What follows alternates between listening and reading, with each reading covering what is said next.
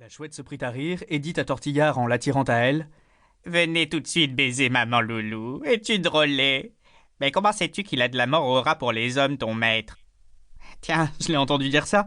Un jour que j'étais caché dans le cabinet noir de sa chambre où il met ses bouteilles, ses machines d'acier et où il tripote dans ses petits pots. Tu l'as entendu quoi dire? Demanda la chouette. Je l'ai entendu dire à un monsieur, en lui donnant une poudre dans un papier, quelqu'un qui prendrait ça en 3 fois irait dormir sous terre, sans qu'on sache ni pourquoi ni comment, et sans qu'il reste aucune trace. Et qui était ce monsieur? Demanda le maître d'école. Un beau jeune homme, qui avait des moustaches noires et une jolie figure comme une dame. Il est revenu une autre fois, mais cette fois-là, quand il est parti, je l'ai suivi par ordre de monsieur Bradamanti pour savoir où il irait percher. Ce joli monsieur, il est entré rue de Chaillot, dans une belle maison. Mon maître m'avait dit: n'importe où ce monsieur ira, suis-le et attends-le à la porte. S'il ressort, resuis-le jusqu'à ce qu'il ne ressorte plus de l'endroit où il sera entré. Ça prouvera qu'il demeure dans ce dernier lieu. Alors Tortillard, mon garçon, tortille-toi pour savoir son nom. Ou sinon, moi, je te tortillerai les oreilles d'une drôle de manière. Eh bien, je m'ai tortillé et j'ai su le nom du joli monsieur. Et comment as-tu fait? Demanda le maître d'école. Tiens, moi pas bête, j'ai entré chez le portier de la maison de la rue de Chaillot, d'où ce monsieur ne ressortait pas. Un portier poudré avec un bel habit brun à collet jaune galonné d'argent. Je lui ai dit comme ça: mon bon monsieur, je viens pour chercher 100 sous que le maître d'ici m'a promis pour avoir retrouvé son chien que je lui ai rendu, une petite bête noire qui s'appelle Trompette.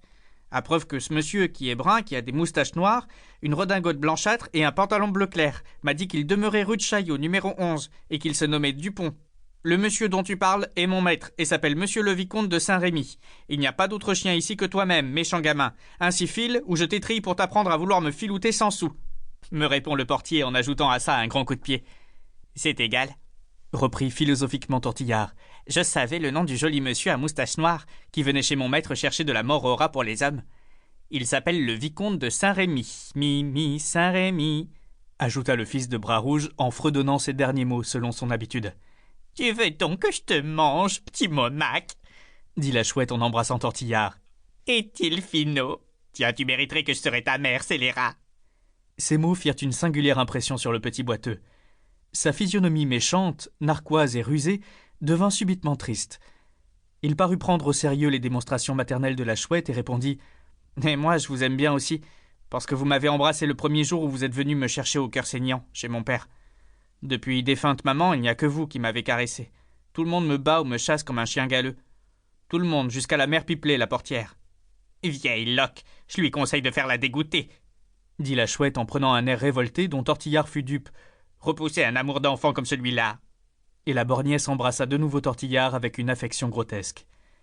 Le fils de Bras-Rouge, profondément touché de cette nouvelle preuve d'affection, y répondit avec expansion et s'écria dans sa reconnaissance: Vous n'avez qu'à ordonner, vous verrez comme je vous obéirai bien, comme je vous servirai. Vrai? Eh bien, tu ne t'en repentiras pas. Oh, je voudrais rester avec vous. Si tu es sage, nous verrons ça. Tu ne nous quitteras pas, nous deux, mon homme. Ouais, dit le maître d'école. Tu me conduiras comme un pauvre aveugle. Tu diras que tu es mon fils. Nous nous introduirons dans les maisons. Et 1000 massacres, ajouta le meurtrier avec colère. La chouette aidant, nous ferons encore de bons coups.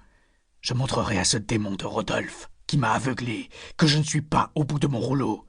Il m'a ôté la vue, mais il ne m'a pas ôté la pensée du mal. Je serai la tête, Tortillard les yeux, et toi la main, la chouette. Tu m'aideras, hein? Est-ce que je ne suis pas à toi accordé à potence, fourline? Est-ce que quand, en sortant de l'hôpital, j'ai appris que tu m'avais fait demander chez l'ogresse par ce saint de Saint-Mandé, j'ai pas couru tout de suite à ton village, chez ces colasses de pays, en disant que j'étais ta largue? Ces mots de la borgnesse rappelèrent un mauvais souvenir au maître d'école. Changeant brusquement de ton et de langage avec la chouette, il s'écria d'une voix courroucée: Oui, je m'ennuyais, moi, tout seul, avec ces honnêtes gens. Au bout d'un mois, je n'y pouvais plus tenir. J'avais peur. Alors j'ai eu l'idée de te faire dire de venir me trouver. Et bien m'en a pris, ajouta-t-il d'un ton de plus en plus irrité. Le lendemain de ton arrivée, j'étais dépouillé du reste de l'argent que ce démon de l'allée des veuves m'avait donné. Mais on m'a volé ma ceinture pleine d'or pendant mon sommeil. Toi seul, tu as pu faire le coup. Voilà pourquoi je suis maintenant à ta merci. Tiens, toutes les fois que je pense à ça, je ne sais pourquoi je ne te tue pas sur la place, vieille voleuse. Et il fit un pas dans la direction de la borgnesse. Prenez garde à vous si vous faites mal à la chouette, s'écria Tortillard. Je vous écraserai tous les deux, toi et elle, méchante vipère que vous êtes.